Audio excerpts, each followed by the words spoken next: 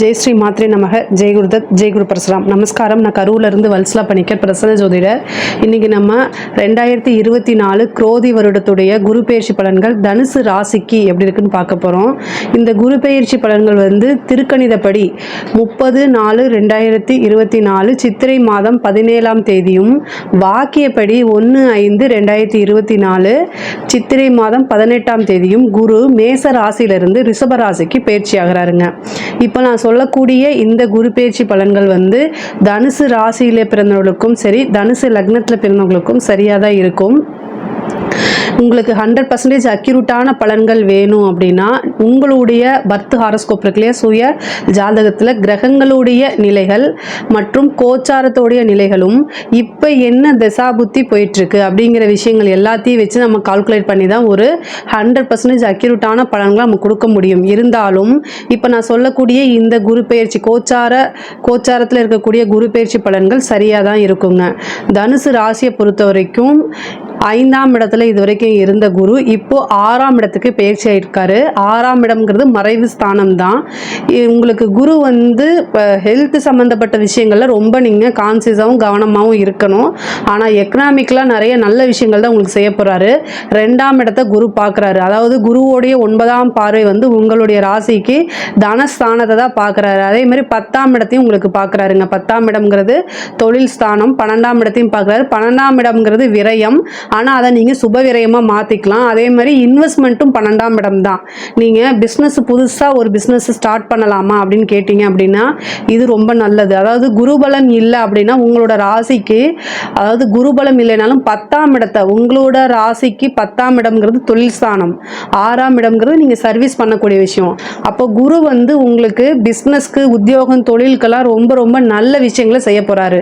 அதனால் நீங்கள் பயப்பட தேவையில்லைங்க. 6ஆம் இடத்துல போய் மறைஞ்சிட்டாரு அப்படின்னு நீங்கள் நினைக்காதீங்க.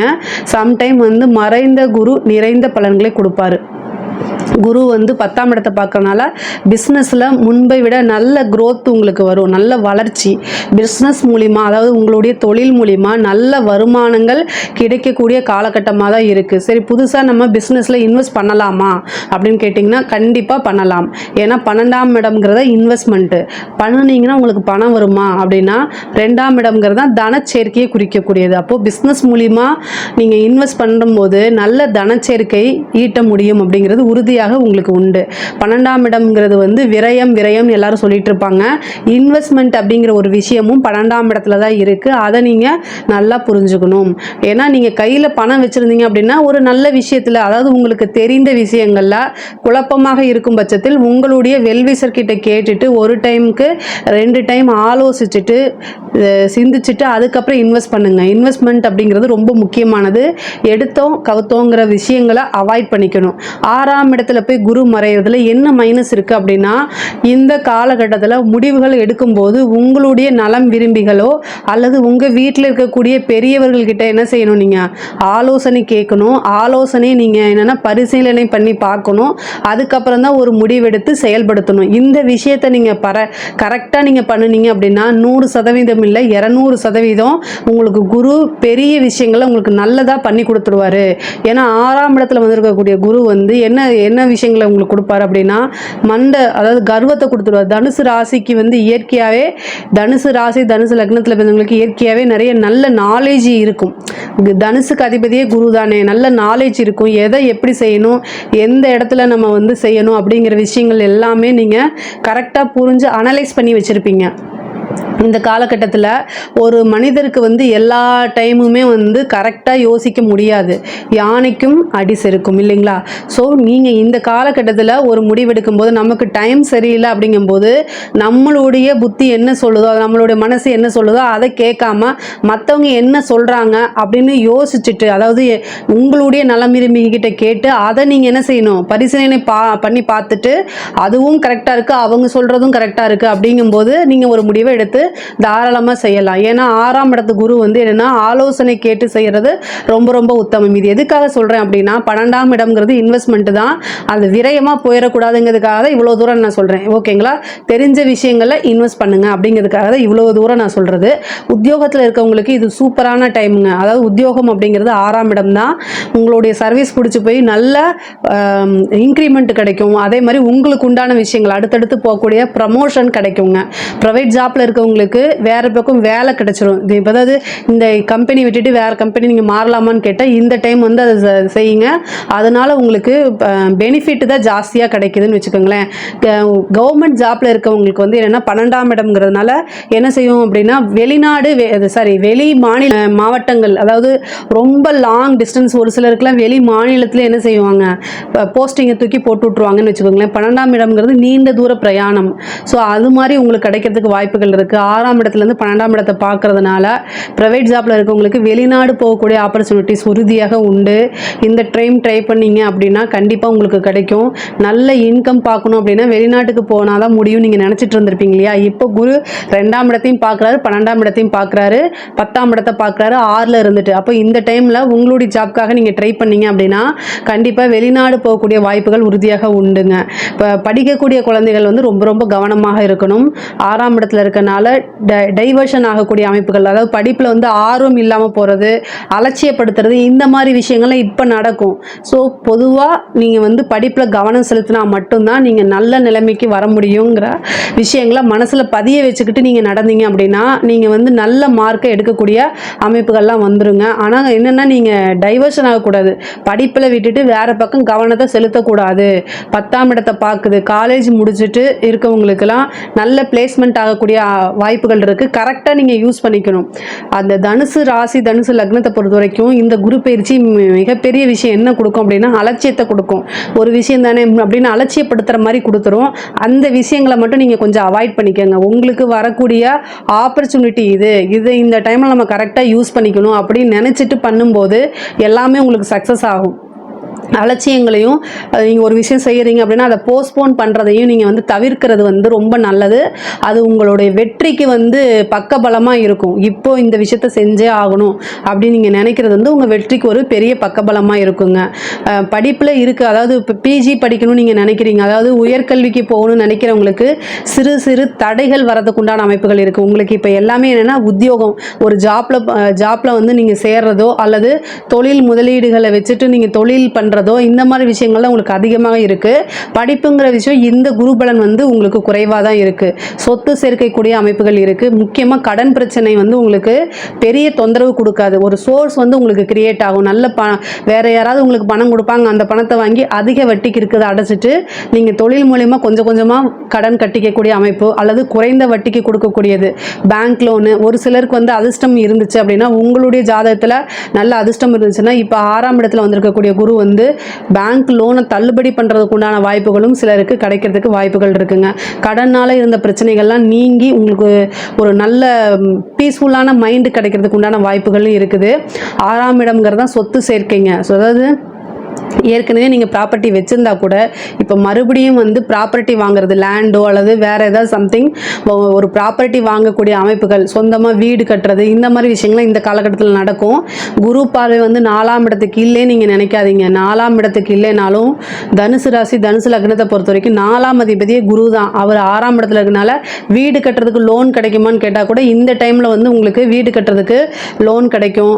ஆல்ரெடி நீங்கள் வீடு கட்டிட்டு இருக்கும்போது ஏதாவது ப்ராப்ளம் ஆகி அதை ஸ்டாப் பண்ணி வச்சுருந்தா கூட இந்த டைமில் வந்து அந்த ப்ராப்ளம்லாம் சால்வ் ஆகி புதுசாக திரும்ப என்ன செய்வீங்க, ரீகன்ஸ்ட்ரக்ஷன், திரும்ப நீங்கள் வீடு கட்டி கிரகப்பிரவேசம்லாம் நடத்தக்கூடிய அமைப்புகள்லாம் இருக்குது. முக்கியமாக வந்து என்னென்னா வாகனங்கள் வாங்கக்கூடிய அமைப்புகள் இருக்குது. 4ஆம் அதிபதி தான் 6ஆம் இடத்துல இருக்கனால புதுசாக ஏதாவது ஆல்ரெடி வச்சுருந்தா கூட அதை கொடுத்துட்டு திரும்ப புது வண்டி வாகனங்கள் வாங்கக்கூடிய அமைப்புகள் இருக்குது. சொத்து சேர்க்கை உறுதியாக உண்டு. கோர்ட்டு கேஸ், அதில் ஏதாவது நீங்கள் ஏதாவது கேஸ் போட்டிருந்தாலும் சரி, உங்கள் மேலே யாராவது கேஸ் போட்டிருந்தாலும் உங்களுக்கு ஃபேவராக அமைகிறது.